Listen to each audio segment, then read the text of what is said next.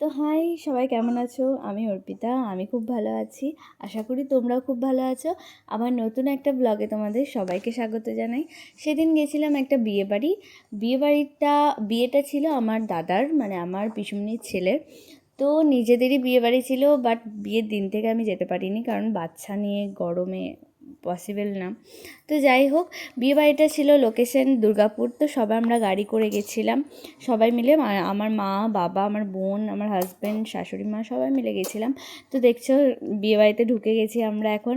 আর video করে নিয়েছিলাম কিছু, তারপরে সবার সাথে দেখা করে তাদের সাথেও ছবি তুলেছিলাম, নতুন বৌদির সাথে দেখা করেছিলাম।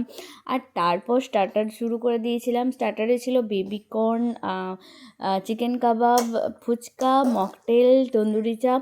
তো সেই সব খেয়ে নিয়েছিলাম, কিন্তু ভিডিও করা হয়নি, কারণ পসিবল না এত ভিড়ভাট্টার মধ্যে ভিডিও করা।